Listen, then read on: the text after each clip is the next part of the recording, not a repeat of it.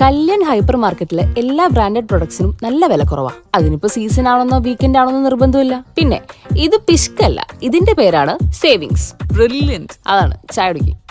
വില ശരിക്കും കുറവാണ്. അതാണ് കല്യാൺ ഹൈപ്പർ മാർക്കറ്റിന്റെയും കല്യാൺ എക്സ്പ്രസ് മാർട്ടിന്റെയും ഗ്യാരണ്ടി. ദേശമംഗലം കടുകശ്ശേരിയിൽ തനിച്ച് താമസിക്കുന്ന 70-കാരിയെ വീടിനുള്ളിൽ മരിച്ച നിലയിൽ കണ്ടെത്തി. തച്ചോത്ത് വീട്ടിൽ സഫിയയാണ് ഞായറാഴ്ച രാത്രി മരിച്ച നിലയിൽ കണ്ടത്.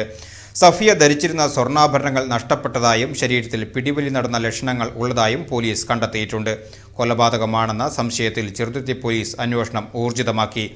ദേശമംഗലം പഞ്ചായത്തിലെ 15-ാം വാർഡിൽ കടുകശ്ശേരിയിൽ തച്ചത്തുകുന്ന് ഭാഗത്താണ് സംഭവം. ഒറ്റപ്പെട്ട നിലയിലുള്ള വീടിനുള്ളിൽ തനിച്ച് താമസിച്ചിരുന്ന തച്ചോത്ത് വീട്ടിൽ സഫിയയെയാണ് മരിച്ച നിലയിൽ കണ്ടെത്തിയത്.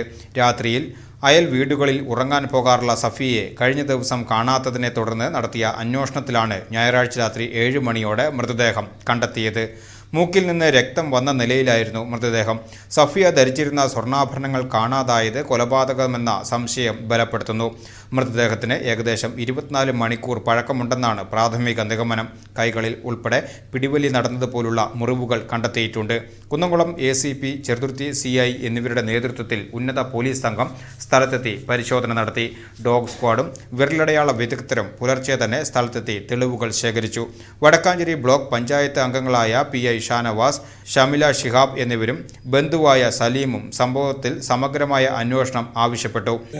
അപ്പോൾ മോളുടെ വീട്ടിലേക്ക് പോണ ആ ടൈമിൽ ഇവരുടെ ഉമ്മ അടുത്തുള്ള വീട്ടിൽ ബന്ധുവിൻ്റെ വീട്ടിലാണ് താമസിക്കുക.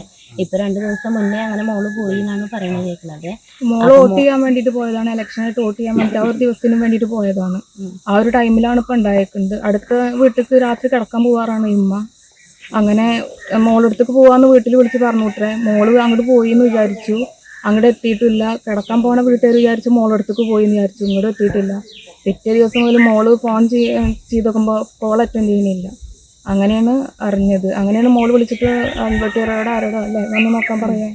അങ്ങനെ ഉണ്ടായിരുന്നോട് ബന്ധുവായ ആളോട് തന്നെയാണ് വന്ന് നോക്കി നോക്കുമെന്ന് പറയുമ്പോൾ അവിടെ മരിച്ച അവസ്ഥയിൽ കിടക്കുന്നുണ്ടായിരുന്നു.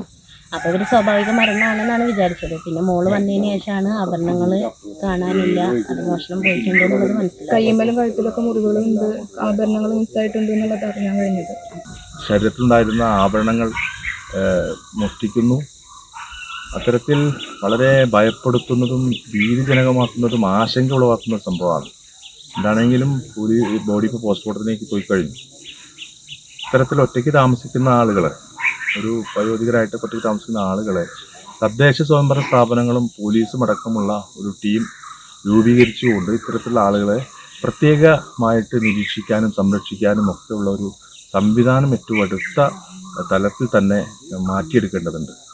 കൊലപാതകം എന്നുള്ള ആദ്യ തലത്തിലാണ് പോലീസ് മുന്നോട്ട് പോയിക്കൊണ്ടിരിക്കുന്നത്. അത് അവരുടെ ദേഹത്തു നിന്ന് സ്വർണം നഷ്ടപ്പെട്ടിട്ടുണ്ട്. അതിൻ്റെ കൊലപാതകത്തിൻ്റെ എല്ലാ ശ്രമങ്ങളും നടന്നിട്ടുണ്ട്. അങ്ങനെയാണ് ചിലപ്പോൾ ആളിവിടെ ഒറ്റയ്ക്കല്ലേ താമസം ഉണ്ടായിരുന്നത്. അപ്പോൾ അങ്ങനെ നോക്കി നടക്കുന്നുണ്ടായിരിക്കും. ഇപ്പോൾ പണിക്കാർ പലരും വരാറുണ്ട്. അത് ആരാ എന്താണെന്നില്ല. ഇപ്പോൾ ആൾ ഒറ്റയ്ക്കല്ലേ ഇപ്പോൾ തേങ്ങ പെറുക്കി കൂട്ടാനും മറ്റുള്ള ഇതിനൊക്കെ തേങ്ങ പൊളിക്കാനൊക്കെ ആൾക്കാർ വരാറുണ്ട്. അതൊന്നും അത്ര ഇതുണ്ടാവില്ല. പക്ഷേ ദേവരത ഇങ്ങനത്തെ ഒരു സംഭവം ഒന്ന് പേടിപ്പിക്കാൻ കൂടി ഒരാൾ ഇങ്ങോട്ട് വന്നിട്ടില്ല.